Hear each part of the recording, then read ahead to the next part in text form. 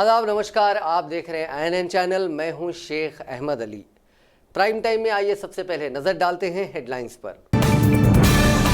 सैलाब में फंसी महालक्ष्मी एक्सप्रेस से 1050 मुसाफिरीन को महफूज निकाला गया। रेस्क्यू ऑपरेशन मुकम्मल। खवातीन को पार्लियामेंट में तहफुजात की नायब सदर जमहूरिया वेंकैया नायडू ने की वकालत। कहा, हम मदर इंडिया को मानते हैं, ना कि फादर इंडिया को। इलेक्ट्रिक व्हीकल्स पर जीएसटी दर 12% से घटकर 5% हुई। जीएसटी काउंसिल ने लिया अहम फैसला। खम्मम में बरसरे इख्तिदार टीआरएस के कॉरपोरेटर्स ने की मेयर के खिलाफ बगावत। पेश करेंगे तहरीक अदम एतमाद। तेलंगाना में कांग्रेस पार्टी ने शुरू की परचम कुशाई मुहिम। हुजूर नगर में उत्तम कुमार रेड्डी ने लहराया कांग्रेस का झंडा। अब खबरें तफसील से। मुंबई में भारी बारिश के बीच उस वक्त सैकड़ों मुसाफिरों की जान आफत में आ गई जब बारिश की वजह से रेल की पटरियां पानी में डूब गईं और महालक्ष्मी एक्सप्रेस घंटों फंसी रही। जुमे और हफ्ते का दिन महालक्ष्मी एक्सप्रेस में सफर कर रहे सैकड़ों मुसाफिर जिंदगी के एक डरावने ख्वाब के तौर पर याद रखेंगे। मुंबई में भारी बारिश की वजह से करीब 15 घंटे तक फंसी रही महालक्ष्मी एक्सप्रेस में सफर कर रहे 1050 मुसाफिरों को बड़े रेस्क्यू ऑपरेशन से महफूज निकाला गया। बता दें कि इस रेस्क्यू ऑपरेशन में हवाई मदद भी ली गई। दरअसल भारी बारिश की वजह से रेल पटरियों के पानी में डूबने से महालक्ष्मी एक्सप्रेस में करीब 1000 मुसाफिरीन के साथ थाने ज़िले में बदलापुर के पास फंस गई, जिसके बाद अफसरों ने मुख्तलिफ राहत एजेंसियों की मदद से रेस्क्यू ऑपरेशन शुरू किया।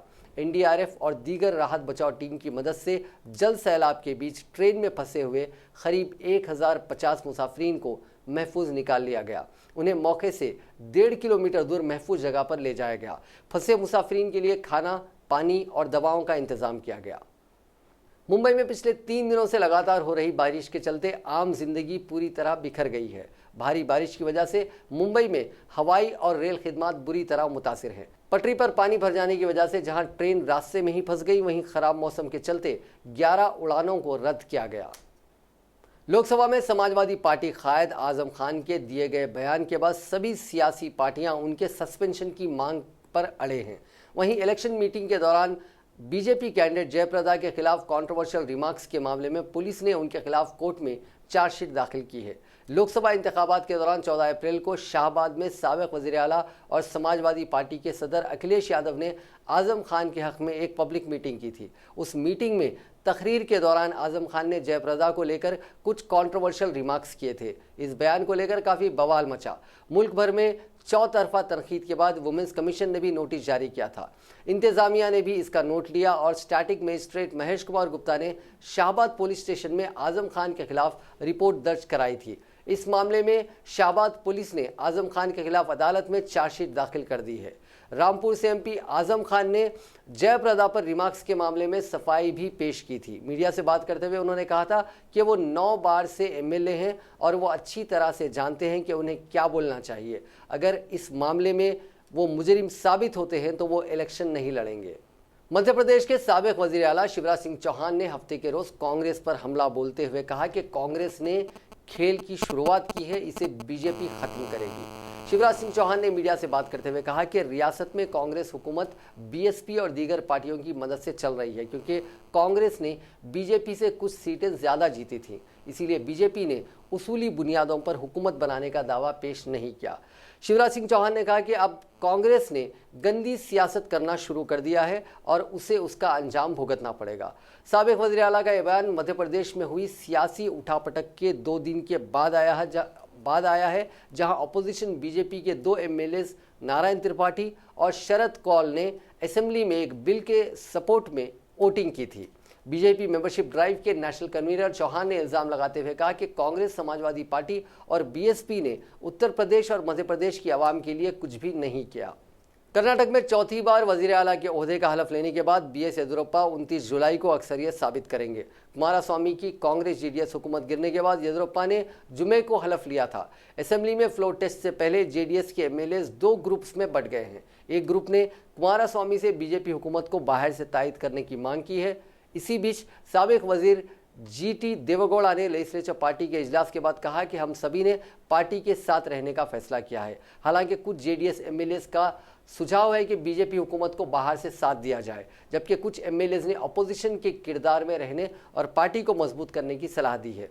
वहीं कांग्रेस के बागी एमएलएस रमेश एल जरीखोली, महेश कुमाथल्ली और इंडिपेंडेंट एमएलए आर शंकर ने स्पीकर रमेश कुमार की जानिब से डिस्क्वालीफाई किए जाने के फैसले के खिलाफ सुप्रीम कोर्ट का रुख किया है।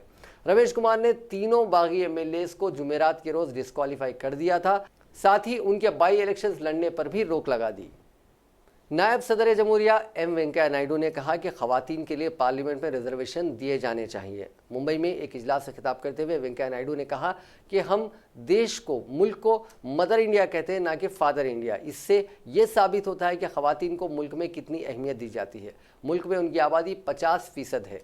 लोकसभा में खवातीन के लिए 33% रिजर्वेशन का बिल 2008 में लाया गया था, लेकिन ये 10 सालों से पेंडिंग है। इस बार 17वीं लोकसभा में सबसे ज़्यादा 78 खवातीन एमपी चुनी गई हैं। आज़ाद हिंदुस्तान में अब तक का ये सबसे ज़्यादा आंकड़ा है। नायडू ने कहा कि लोकसभा और असेंबली की तरह लोकल बॉडीज़ इलेक्शन भी 5 साल में कराए जाने चाहिए। उन्होंने लोकल बॉडीज़ इलेक्शंस में खवातीन को 50% रिजर्वेशन देने के लिए महाराष्ट्र हुकूमत की तारीफ की। कई रियासतों में लोकल बॉडीज़ इलेक्शन देरी से कराए जाने पर नायब सदर जमहूरिया ने अफसोस का इजहार किया। मैं चाहता हूं आने वाले दिनों में स्थानीय, ये तो इकाइयों में तो हो गया, विधानसभा और संसद में भी महिलाओं के लिए आरक्षण होना बहुत जरूरी है। कितना देना, कितना परसेंटेज वगैरह इसमें मैं नहीं जाना चाहता, वो तो उनका विवेचन है, मगर शुरुआत करो, make a beginning so that the democracy will be meaningful. Secondly, after giving reservation, after conducting elections, you must see to it that they are given funds, functions and functionaries, then only democracy will be meaningful. VVIP helicopter procurement से जुड़े money laundering मामले में पूछताछ के लिए पहुंचे मध्य प्रदेश के वज़ीर आला कमलनाथ के भांजे रतुल पुरी मुबैना तौर पर टॉयलेट जाने के बहाने एनफोर्समेंट डायरेक्टरेट के अफसरों को चकमा देकर निकल गए। अफसरों ने हफ्ते के रोज बताया कि पुरी से ईडी ऑफिस में पूछताछ के दौरान कुछ सबूतों के बारे में सवाल किए जाने थे। उन्होंने इल्ज़ाम लगाया कि पुरी ने इन्वेस्टिगेटिंग ऑफिसर से टॉयलेट जाने के लिए थोड़ा वक्त मांगा, लेकिन वापस नहीं लौटे। ईडी के ऑफिसर से जब उनसे मोबाइल पर कांटेक्ट करने की कोशिश की तो मोबाइल फ़ोन बंद था। ईडी ऑफिसर्स अब पुरी से पूछताछ के लिए फिर से समन भेजने पर गौर कर रहे हैं। Hindustan power projects private limited के चेयरमैन पुरी से ईडी सिलसिले में पहले भी पूछताछ कर चुकी है। वो नीता और दीपक पुरी के बेटे हैं। नीता कमलनाथ की बहन है। Deepak Puri optical storage media firm Moser Baer के सीएमडी हैं। वीवीआईपी इसके लिए अगस्ता वेस्टलैंड हेलीकॉप्टर खरीदने के लगभग 3,600 करोड़ रुपए के सौदे को हिंदुस्तान ने बुनियाद बदनवानियों और करप्शन के इल्जामात के चलते रद्द कर दिया था। मामले की जांच ईडी और सीबीआई की जानिब से की जा रही है। जीएसटी काउंसिल ने इलेक्ट्रिक व्हीकल्स पर जीएसटी की दर 12% से घटाकर 5% करने को मंजूरी दे दी है। इलेक्ट्रिक व्हीकल चार्जर पर जीएसटी 18% से घटाकर 5% कर दिया गया है। नई दरें 1 अगस्त से लागू होंगी। फाइनेंस मिनिस्टर निर्मला सीतारमण की सदारत में हफ्ते के रोज हुई जीएसटी काउंसिल के 23वें इजलास में फैसला लिया गया। अदर एनर्जी के सीईओ और फाउंडर तरुण मेहता के मुताबिक इलेक्ट्रिक व्हीकल और चार्जर पर जीएसटी की दरें घटने से ई व्हीकल्स की कीमतों में 8,000 से 10,000 रुपये तक की कमी आएगी। मुल्क में ई व्हीकल को बढ़ावा देने के लिए हुकूमत ने जीएसटी घटाने का सजेशन रखा था। इलेक्ट्रिक व्हीकल मैन्युफैक्चरर्स भी जीएसटी कम करने की मांग कर रहे थे। हुकूमत ने बजट में भी ऐलान किया था कि ई व्हीकल के लोन पर 1.5 लाख रुपये तक का सूद चुकाने पर इनकम टैक्स में छूट का फायदा दिया जाएगा। पोल्यूशन कंट्रोल के लिए और इलेक्ट्रिक व्हीकल इंडस्ट्री में आगे रहने के लिए हुकूमत चाहती है कि 2023 तक मुल्क में सभी 3 व्हीलर और 2025 तक सभी 2 व्हीलर इलेक्ट्रिक हों। फिलीपींस आज सुबह ज़लज़ले के 2 बड़े झटकों से हिल उठा। फिलीपींस के अहम लुजोन आइलैंड के शुमाल में बॉटनेस आइलैंड में 2 ज़लज़ले के झटकों में कम से कम 8 लोगों की मौत हो गई और 60 अफराद जख्मी हो गए। पहले ज़लज़ले की इंटेंसिटी रिचर स्केल पर 5.4 बताई गई। ये ज़लज़ला 12 किलोमीटर की गहराई पर इडबैट शहर से लगभग 12 किलोमीटर नॉर्थ ईस्ट में आया। वहीं इसी इलाके में 3 घंटे बाद 5.9 इंटेंसिटी का एक और ज़लज़ला भी आया। इसके बाद तीसरा ज़लज़ला 5.7 की रफ्तार से आया। कई चर्चों और रिहायशी इमारतों को नुकसान हुआ है। बचाव और राहत के लिए फौज के जवानों को तैनात किया गया है।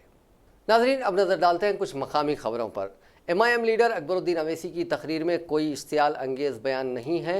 करीमनगर पुलिस कमिश्नर ने इस सिलसिले में क्लीन चिट दे दी है। 23 जुलाई को बीजेपी के करीमनगर के सदर ने पुलिस में शिकायत की थी कि अकबर अवैसी ने एक ग्रुप के खिलाफ तौहीन आमेज, नफरत अंगेज और इश्तियाल अंगेजी की है, जो गुज़िश्ता 3 दिन से फेसबुक, ट्विटर और व्हाट्सएप सोशल मीडिया पर वायरल हुआ था। शिकायत का फौरी जवाब देते हुए महकमे पुलिस ने तर्जुमे के माहिरीन की मदद ली और इस तकरीर की वीडियो नकल की और वीडियो की रिकॉर्डिंग को मुतरजिम के मशवरे के लिए भेज दिया गया था। माहिरीन ने तकरीर का वीडियो देखा और उस पर अपना ओपिनियन देते हुए कहा कि इस तकरीर में कोई नफरत अंगेज़ी या कोई इश्तियाल अंगेज़ी नहीं है और तकरीर पर कोई मुकदमा दर्ज नहीं किया जा सकता। क़ानूनी माहिरीन ने कहा कि इस तकरीर पर मज़ीद कार्रवाई नहीं की जा सकती। करीमनगर पुलिस कमिश्नर कमलासेन रेड्डी ने अवाम के तमाम तबक़ात से पुरअमन रहने की अपील की। उन्होंने कहा कि अवाम सब्र व तहम्मुल का मुज़ाहरा करे और पुलिस के साथ ताउन करे। म्युनिसिपल इंतखाबात को शफ़ाफ़ और मुनसिफाना तौर पर करवाने का मुतालबा करते हुए कांग्रेस, तेलुगुदेशम, CPI, CPM, जनसेना समिति के कायदीन ने रियासती इलेक्शन कमीशन के कमिश्नर नागी रेड्डी से नुमाइंदगी की। इस मौके पर कोदंडाराम ने कहा कि गवर्नर ने म्युनिसिपल एक्ट में तरमीम की सिफारिश की थी। इसको तरमीम करने का सिर्फ प्रोपेगेंडा किया जा रहा है, लेकिन अब तक गेजेट जारी नहीं किया गया। इन्होंने कहा कि वोटर्स के इल्म में लाए बगैर उनके नाम हदफ किए जा रहे हैं। CPI के सेक्रेटरी चाडा वेंकट रेड्डी ने कहा कि नया म्युनिसिपल एक्ट इलेक्शन कमीशन के इख्तियारात को कम करने वाला है। उन्होंने कहा कि अदालत ने 37 म्युनिसिपैलिटीज़ के इंतखाबात पर हुक्म इल्तिवा दिया है, इसके बावजूद हुकूमत इसको नज़रअंदाज कर रही है। उन्होंने कहा कि जो ऑर्डिनेंस जारी किया है इसको मंजर आम पर लाया जाए। उन्होंने कहा कि 29 जुलाई को अदालत में इंतखाबात पर मुकदमे की समाअत भी है। तेलुगुदेशम के R चंद्रशेखर रेड्डी ने कहा कि हुकूमत जल्दबाजी में इंतखाबात करवाने की कोशिश कर रही है। हुकूमत अपने खामियों पर पर्दा डालने के लिए नया म्युनिसिपल एक्ट ले आई है। कांग्रेस के विनोद कुमार ने कहा कि 37 म्युनिसिपैलिटीज इंतखाबात पर हुक्म इल्तिवा है। उन्होंने कहा कि इंतखाबात शफ़ाफ और मुनसिफाना तौर पर मुनक़िद किए जाएँ। इस सिलसिले में कमिश्नर नागी रेड्डी ने मुस्बित रद्द-ए-अमल ज़ाहिर किया। हैदराबाद मेट्रो रेल के मैनेजिंग डायरेक्टर NVS रेड्डी ने मीडिया में मेट्रो ट्रेन के बड़े हादसे के टल जाने से मुतालिक दी गई इतलात को अफवाह करार दिया और वजाहत की कि शहर में अचानक मौसम की तब्दीली और तेज़ हवाओं की वजह से रेलवे ट्रैक पर एक आहिनी राड गिर पड़ा था, जिसकी वजह से LB नगर से मियाँपुर जाने वाली मेट्रो ट्रेन को लकड़ी का पुल के पास रोक दिया गया। इसके फौरी बाद एहतियाती इक़दाम के तहत बरक़ी सरबराही मनक़ते कर दी गई। उन्होंने कहा कि मियाँपुर LB नगर रूट पर चलने वाली मेट्रो ट्रेन के गलती से दूसरे ट्रैक पर चले जाने और बड़े हादसे के टल जाने से मुताल्लिक़ आज दोपहर मुख्तलिफ सोशल मीडिया और इलेक्ट्रॉनिक मीडिया में दी गई इतलात पर वजाहत करते हुए NVS रेड्डी ने कहा कि इस तरह की इतलात में कोई सदाकत नहीं है। उन्होंने तफसीलात बताते हुए कहा कि गलत रूट पर मेट्रो ट्रेन चले जाने की भी इतलात गश्त हुई हैं, इसमें भी कोई सदाकत नहीं है। उन्होंने इस तरह की अफवाहों पर भरोसा न करने का मशवरा दिया। NVS रेड्डी ने बताया कि दोपहर 2:30 बजे तेज़ हवाओं की वजह से असेंबली मेट्रो ट्रेन के करीब ट्रैक पर एक लोहे का रॉड गिर पड़ा, जिसके पेश नज़र एहतियाती इक़दाम के तहत overhead electric power switch off करते हुए इस रॉड को वहाँ से हटा दिया गया।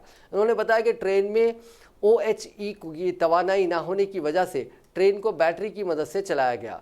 मेट्रो ट्रेन में एक अस्थमा का मरीज भी सफ़र कर रहा था, जिसकी तबीयत अचानक बिगड़ गई। साथ ही मुसाफिरीन इसकी इत्तला मेट्रो के अमले को दी। बैटरी के ताउन से ट्रेन को असेंबली मेट्रो स्टेशन तक वापस पीछे लाया गया, जिसकी वजह से तकरीबन आधे घंटे तक मेट्रो सर्विसेज मसदूद रहीं।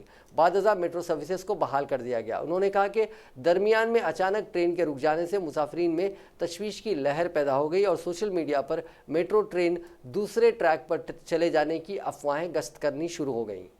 वज़ीर सयाहत व कल्चर वी श्रीनिवास गौड़ ने 5वें edition of Indian photography festival 2019 के इनेकाद के सिलसिले में इंतजामात की तफसीलात से मीडिया को वाकिफ़ करवाते हुए कहा कि तेलंगाना के महकमे सयाहत की जानिब से गुज़िश्ता 4 साल से इंडियन फोटोग्राफी फेस्टिवल का अहतमाम किया जा रहा है और 5वीं मरतबा भी इस फेस्टिवल के इनेकाद की जिम्मेदारी तेलंगाना के महकमे सयाहत को सौंपी गई है। उन्होंने कहा कि तेलंगाना की तश्कील के बाद चीफ मिनिस्टर चंद्रशेखर राव की क़यादत में कई महकमों में बड़े पैमाने पर तरक्याती काम अंजाम दिए गए, जिसकी वजह से तेलंगाना रियासत मुल्क भर में एक मॉडल रियासत के तौर पर सामने आई है। रियासत में सयाहत के फ़रोग़ के लिए एक मंसूबे को तैयार किया गया है, जिसके तहत अंदरून मुल्क सयाहों को राग़िब करने के लिए फ़ोटोग्राफी फेस्टिवल मुनक़िद किया जा रहा है। उन्होंने कहा कि माधापुर के स्टेट गैलरी ऑफ आर्ट में इंडियन फोटोग्राफी फेस्टिवल का 19 सितंबर से 20 अक्टूबर तक एक माह तवील प्रोग्राम मुनक्किद होगा। इस फेस्टिवल को 131 साल तजुर्बा रखने वाले नेशनल ज्योग्राफी चैनल के इश्तराक से मुनक्किद किया जा रहा है। फेस्टिवल में 52 से ज़्यादा ममालिक से 552 फोटोग्राफर शिरकत करेंगे, जिनमें अमेरिका, बरतानिया, Australia, New Zealand, Hong Kong, Japan, Spain, Italy के मशहूर फोटोग्राफर्स हिस्सा लेंगे। वज़ीर मौसूफ ने बताया कि इस तरह के international photography festival New York, London, Paris, Tokyo, Auckland, Sydney जैसे शहरों में मुनक्किद होते हैं। हैदराबाद में इस फेस्टिवल के इनेकाद से बैनुल अक़वामी सतह पर हैदराबाद का नाम रोशन हुआ है। रियासत भर के आज तमाम बल्दियात में कांग्रेस की जानिब से पार्टी परचम कुशाई का प्रोग्राम अंजाम दिया गया। पीसीसी सदर व रुकन पार्लियामेंट उत्तम कुमार रेड्डी की हिदायत पर तेलंगाना के तमाम बल्दियात में कांग्रेस कायदीन और कारकुनों ने अपने अपने मकानात पर कांग्रेस का परचम लहराया। इसके अलावा महल्लों में पार्टी की परचम कुशाई। इस प्रोग्राम में पार्टी के अहम कायदीन बशमूल पीसीसी सदर उत्तम कुमार रेड्डी ने हुजूर नगर, सीएलपी लीडर भट्टी विक्रमार्का ने मधिरा टाउन और साबिक पीसीसी सदर पुन्नला लक्ष्मया ने जनगांव में कांग्रेस के सीनियर कायदीन मोहम्मद अली शब्बीर कामारेड्डी में, रुकन काउंसिल जगतियाल में और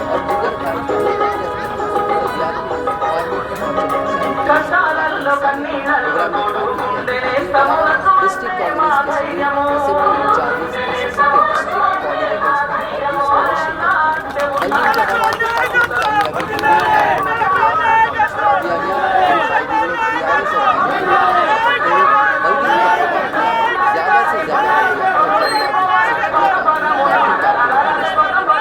तेलंगाना की पहली फर्टिलाइजर कंपनी एफसीआई में मकामी अफराद को मुलाजिमतें फराहम करने का मुतालबा करते हुए कांग्रेस पार्टी की जानिब से रामागुंडम फर्टिलाइजर्स कंपनी के सामने धरना मुनज़्ज़म किया गया।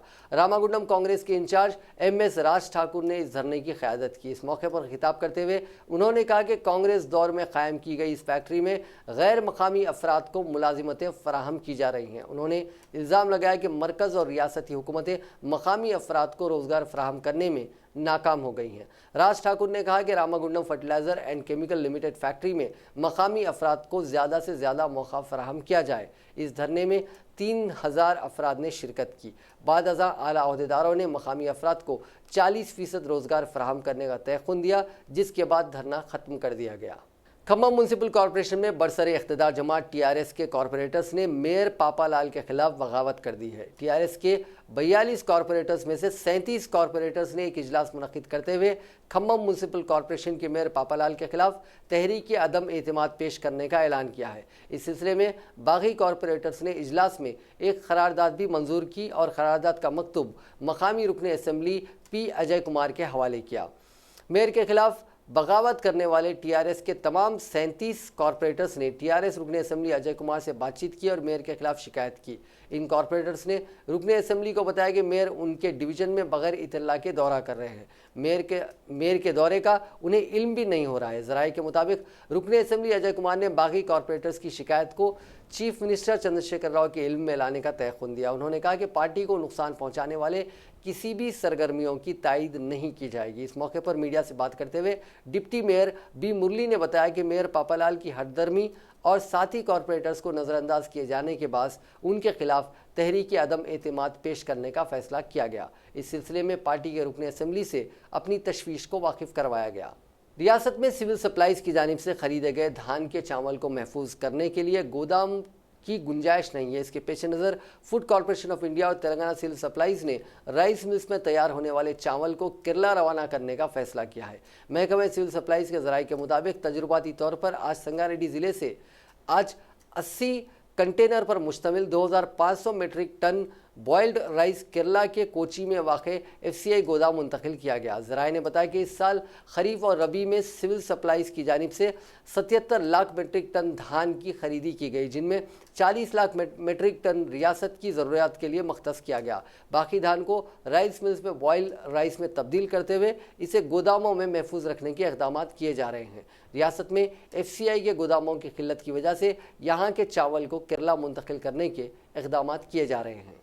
ममलिकती वज़ीर दाखिला जी किशन रेड्डी ने आज CRPF की 21वीं यौम तासीस के मौके पर मुल्क भर में शहीद होने वाले CRPF के शहीदों को खिराज अक़ीदत पेश किया। ग्रुप सेंटर चंद्रायन गुट्टा में एक तकरीब के दौरान उन्होंने पुलवामा में पाकिस्तानी दहशतगर्दों की जानिब से हमले में शहीद होने वाले जवानों को खिराज अक़ीदत पेश किया। किशन रेड्डी ने इल्जाम लगाया कि मुल्क में सिक्योरिटी फोर्सेस के हाथ पहले बंधे हुए थे, लेकिन मोदी सरकार ने सिक्योरिटी फोर्सेस को हिफाजत की मुकम्मल आज़ादी दी, जिसके बाद आज हालात तब्दील हो चुके हैं और दहशतगर्द से कांप रहे हैं। ये तयक़ुन दिया कि वज़ीर-ए-आज़म बीजेपी सरकार मुल्क भर में सिक्योरिटी की इंश्योरेंस, सेहत और हाउसिंग के लिए मुख्तलिफ इक़दाम करते हुए सलाहियत दी कि सिक्योरिटी वाबस्ता अफराद बगैर किसी के अपने मुल्क की मुल्क में अमन व अमान मुकम्मल मुस्तैदी से काम करें। की जिम्मेदारी इसकी जिम्मेदारी को बखूबी अदा करें। इंडिया सरकार नरेंद्र मोदी जी के नेतृत्व में हम पूरे सिक्योरिटी फोर्सेस को फ्री हैंड दिया गया। पहले तो फ्री हैंड देते नहीं थे। हमारा सरकार आने के बाद हम तय किया है जो लॉ एंड ऑर्डर के बारे में टेररिस्ट से देश को बचाने के लिए हम फ्री हैंड दिया है। अभी स्थिति बदल गई। पहले तो आपके मालूम है, मैं भी बताऊं, पाकिस्तान वाला मारते थे, हम मार खाने वाले थे।